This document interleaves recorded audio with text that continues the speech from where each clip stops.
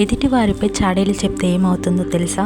First one, మొదటిది మనశ్శాంతి. మీకు మనశ్శాంతి కరువైపోతుంది.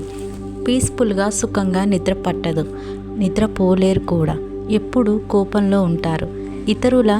ఇతరులని చూసి ఓర్వలేకపోతూ ఉంటారు. మీరు ఎప్పుడు అసూయతో ఉంటారు.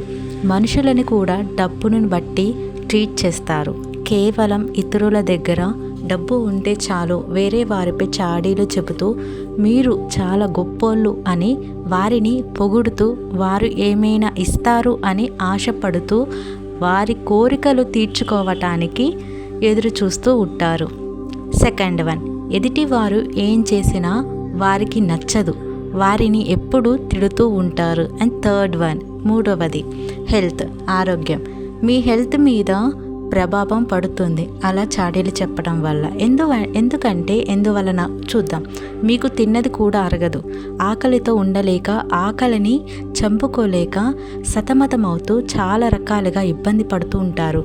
ఎందుకంటే మీరు చేసిన పాపం ఊరికే పోదు కనుక ఒకరిని తిట్టి వారిపై చాడీలు చెప్పి నిందలు వేసి వారిని అవమానించి హేళనగా చూడటం వల్ల వారు మానసికంగా ఎంతో బాధపడి ఉంటారు.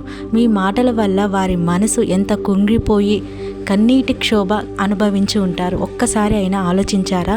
మీ దగ్గర డబ్బు ఉన్నంత మాత్రాన ఇతరులకి లేదు అని వారిని అలా మాటలు అనటం ఎంతవరకు సమన్వయం చెప్పండి. అందుకే మాటలతో ఎవ్వరిని కూడా గాయపరచకండి. మాట్లాడే ముందు ఆలోచించి మాట్లాడండి. మీరు ఉన్న దాంట్లో ఆనందంగా ఉండండి.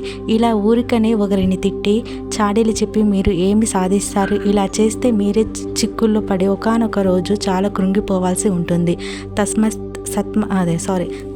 జాగ్రత్త. సో ఇంకొకరిని తిట్టే ముందు ఆలోచించుకొని మాట్లాడండి, ఆలోచించుకొని తిట్టండి. అలా చాడీలు చెప్పడం కూడా కరెక్ట్ కాదు. అది నిజమైతే పర్వాలేదు, కానీ అబద్ధపు మూటలో వాటిని కట్టుకొని ఇతరులకి చెప్పి చాడీలు చెప్పడం మానుకోవటి. So if you like this video you can subscribe my channel and click on bell icon. So ఎదుటివారిపై చాడీలు చెప్పడం వల్ల చాలా మనకే చాలా చెడు జరుగుతుంది. సో ఆలోచించి మాట్లాడండి, అనుగుణంగా మాట్లాడండి, దయగా మాట్లాడండి. మీరు మీ పట్ల అండ్ ఇతరుల పట్ల దయగా ఉండండి. సానుభూతిగా సానుకూలంగా ఆలోచించండి. చెడు అలవాట్లను చెడుని గురించి ఆలోచించడం కూడా మానుకోండి.